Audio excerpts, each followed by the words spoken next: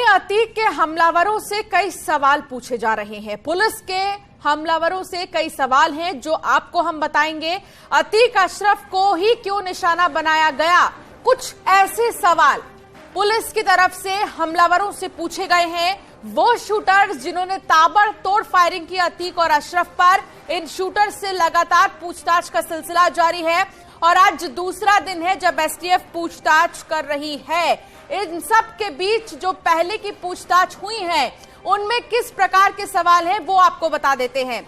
अतीक अशरफ को क्यों निशाना बनाया गया, प्रयागराज कब आए, होटल में कितने दिनों से रुके थे, प्रयागराज में किसने मदद की और कौन थे वो लोग जिन्होंने मदद की है। दूसरा सवाल आप देखिए, प्रयागराज कब आए। हमलावरों से पूछे गए सवालों में से कुछ अहम सवाल आपको दिखा रहे हैं। प्रयागराज में किसने मदद की थी और किससे मदद मिली थी, हथियार कहां से मिले थे, वीडियो कैमरा माइक आईडी कहां से लाए, ये कुछ ऐसे अहम सवाल हैं जो पुलिस ने शूटरों से किए हैं।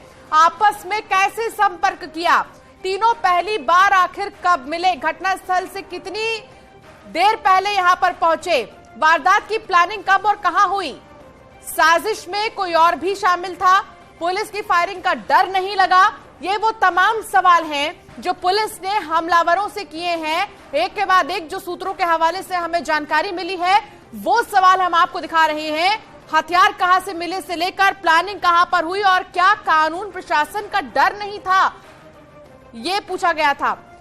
शिवम हमारे संवाददाता हमारे साथ जुड़ गए हैं। शिवम, सवाल कई हैं, शूटरों से कई सवाल पुलिस ने किए हैं जो सूत्र हमारे बताते हैं, लेकिन क्या जवाब में यहां पर जो फुल सपोर्ट देखने को मिला शूटर्स की तरफ से पुलिस को, क्या उन्होंने कोऑपरेट किया?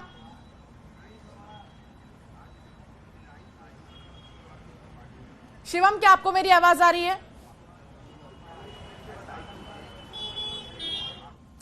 तो शिवम तक आवाज नहीं पहुंच पा रही है, लेकिन अतीक और अशरफ को ही निशाना क्यों बनाया, प्रयागराज कब आए, ये वो सवाल है जो हम आपको दिखा रहे हैं जो पुलिस ने इन शूटरों से किए हैं।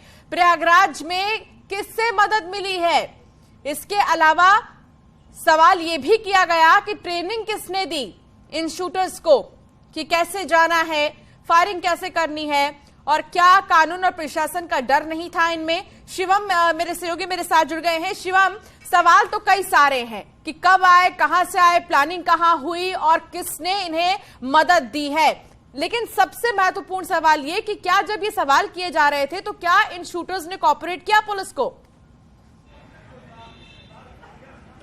देखिए, शूटर्स बिल्कुल भी कॉपरेट नहीं कर रहे हैं। किसी भी सवाल का अगर जवाब मांगा जाता है तो गोल मटोल जवाब देते रहते हैं और उसके बाद चुप्पी साध लेते हैं। सबसे महत्वपूर्ण इस पूरे मामले में ये सवाल था कि आखिर अतीक और अशरफ को ही क्यों चुना। जब बार बार अफसरों ने इनसे ये सवाल किए तो दोनों ने कोई ठीक जवाब नहीं दिया और एक समय के बाद सिर नीचे झुकाकर ये बैठ गए। दूसरा बड़ा सवाल था कि अगर आप इतने साधारण बैकग्राउंड से आते हैं तो इतनी महंगी महंगी पिस्टल आपके पास कहां से आई, आपने इन्हें कहां से खरीदा, किसने मुहैया कराई, इस पर भी इन तीनों आरोपियों ने कोई जवाब नहीं दिया। आखिर आज के समय में कैसे आपके पास मोबाइल नहीं था, बिना मोबाइल के आप कैसे ऑपरेट कर रहे थे, एक दूसरे से कैसे बातचीत कर रहे थे, इसका भी जवाब नहीं दिया। ये तीनों आरोपी बेहद शांति से बैठे रहते हैं। अगर अफसर बार बार सवाल करते हैं तो ये सिर नीचे कर लेते हैं और उसके बाद गोल मटोल जवाबों के बाद चुप्पी साध लेते हैं। ऐसे तमाम अहम सवाल है कि आखिर प्रयागराज में आप लोग कब आए, कैसे यहाँ रैकी की, शाम को जो टाइमिंग थी आपको कैसे एग्जैक्ट पता था कि इस टाइम पर मेडिकल के लिए लाया जाएगा, आखिर मीडिया का ताना बाना जो आपने बुना वो आपने कैसे डिसाइड किया। इन सवालों के जवाब देते देते ये तीनों आरोपी एक समय तो एक दो शब्द बोलते हैं, उसके बाद चुप्पी साध कर सिर अपना नीचे कर लेते हैं। फिलहाल एसआईटी सवालों की जो लिस्ट है उसको लंबा कर रही है, लेकिन प्रॉपर तरीके से इन आरोपियों ने अभी तक एक भी जवाब नहीं दिया है। इन सब के बीच देखिए ये भी सवाल किया गया उनसे कि आपको प्रयागराज में मदद किससे मिली थी, वो संपर्क में कैसे रहते थे एक दूसरे से, और सबसे बड़ी बात तो देखने वाली ये चीज है यहाँ पर शिवम कि इतनी हाई टाइट सिक्योरिटी के बीच में उन्होंने ये जज्बा, ये जुनून कहां से बनाया अपने अंदर कि बीच में एकदम सिक्योरिटी के बीच फायरिंग की गई।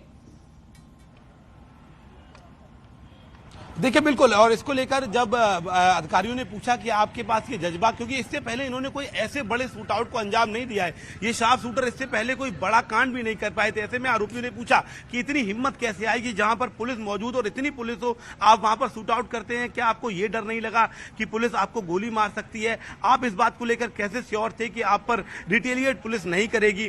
तो और ये भी सवाल किए गए कि वहां पर ऑन एयर जब मीडिया वहां पर मौजूद थी तो आपने ये कांड वहीं पर क्यों किया? मेडिकल के लिए जब लाया जा रहा था उस वक्त क्यों किया? आपने ये बाद में उनको क्यों नहीं मारा? तो ऐसे तमाम सवाल थे जो इनसे किए गए। हालांकि एक जवाब जरूर इन लोगों ने दिया है कि जय श्री राम का जो नारा लगाया था वो सिर्फ इसलिए था ताकि इनको डर न लगे, उस समय थोड़ा सा जोश बना रहे, इस तरीके का एक टालमटोल देते हुए इन्होंने जवाब दिया। लेकिन जो अहम सवाल है, कहां से आप आए, कैसे एक दूसरे से मिल रहे थे, कहां पर शेल्टर रही, रैकी कब की, ये पिस्टल कहां से आई, अतीक और अशरफ को मारने की प्लानिंग कैसे बनी, हर चीज की सटीक जानकारी आपको कैसे थी, एक दूसरे से कोऑर्डिनेट कैसे करते थे, कौन कौन लोग आपके संपर्क में हैं, क्या कोई बड़ा गैंग था, किस चीज से आप प्रेरित थे? और इस तरीके से अतीक और अशरफ जो इस समय पूर्वांचल के सबसे बड़े डॉन थे, उनको मारने की बात आपने कहां से सोची, किन लोगों ने आपको दिया? ये तमाम सवाल एसआईटी ने इनसे किए थे, लेकिन कोई सटीक जवाब नहीं मिला। हालांकि हमारे सूत्र ये कहते हैं कि ठीक है शिवम, जानकारी साझा करने के लिए बहुत शुक्रिया। तो अतीक के हमलावरों से सवाल किए गए हैं, अतीक और अशरफ को ही निशाना क्यों बनाया गया, ये वो तमाम सवाल थे जो हम आपको बता रहे थे। इसके अलावा माइक आईडी कहां से आई, कैमरा कहां से आई और प्रयागराज में कौन इनका साथ दे रहा था, ये भी सवाल किए गए। लेकिन अतीक और उसका गैंग अपने दबदबे को बढ़ाने में लगा हुआ था। अतीक के गैंग ने करेली विधानसभा से सटे गांव में एक माइनॉरिटी टाउनशिप बनाने की शुरुआत की थी। जमीनों पर कब्जा और कॉलोनी इसलिए बसाई जा रही थी ताकि वहां माइनॉरिटी कम्युनिटी के लोगों को बसाया जा सके।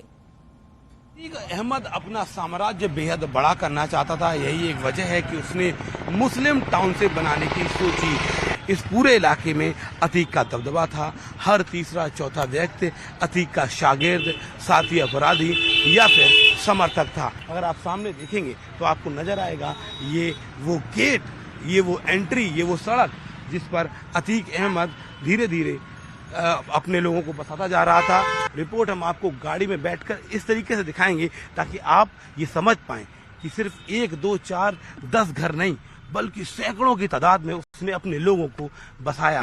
हम इस गाड़ी में बैठकर कोशिश ये करेंगे कि एक बार आपको ये समझा सके कि अतीक अहमद कितनी बड़ी प्लानिंग को लेकर चल रहा था। यूपी एसटीएफ के एडीजी अमिताभ यस की माने तो माफिया अतीक ने करेली इलाके में बड़ी भूमि पर कब्जा कर लिया था और यहाँ अल्पसंख्यकों को ही बसाने का उसका प्लान था।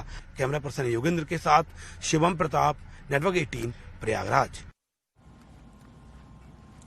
अतीक गैंग के सबसे खतरनाक गुर्गा बमबाज गुड्डू मुस्लिम अभी तक एसटीएफ की पकड़ से बहुत दूर है। अयोध्या के सराय राशि गांव में गुड्डू मुस्लिम की आपराधिक कुंडली का करीब 25 साल पुराना नाता है।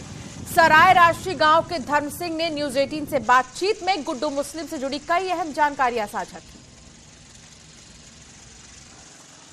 गुड्डू मुस्लिम की लेकर बड़ी चर्चा है सारा। जी। तो क्या पूरा मामला किस तरह बताएंगे आप? मामला उस समय 98 का है। श्री संतोष सिंह पुत्र हरिराम हमारे पटीदार का लड़का था, वो जो वहाँ पे लखनऊ में रह के पढ़ाई भी करता था और राष्ट्रीय जनता दल के उस समय तत्कालीन अध्यक्ष भोला सिंह थे, जिनके वहाँ वो महासचिव पद पर था। ऑफिस से गुड्डू मुस्लिम ही फ़ोन करके उनको बुलाया और ये गुड्डू मुस्लिम, धनंजय सिंह, ये सब लड़के वहाँ रहते थे साथ में। इसको ले जाके इसकी हत्या करके इसकी जो है वो राइफल और मारुति वैन गाड़ी इसकी ले लिए ये लोग और लाश लावारिस में कहीं रायबरेली रोड पे फेंक दिए थे। 19 शायद वो तारीख थी 19 अप्रैल 98। हाँ। और क्या संबंध रहा है सरासी का गुड्डू मुस्लिम से? गुड्डू मुस्लिम अब जो है उनके संतोष के साथ रहता था। ये लोग सब लखनऊ में रहते थे, कभी कभी उनके संतोष के साथ 2-4 लोग आते थे यहाँ पे।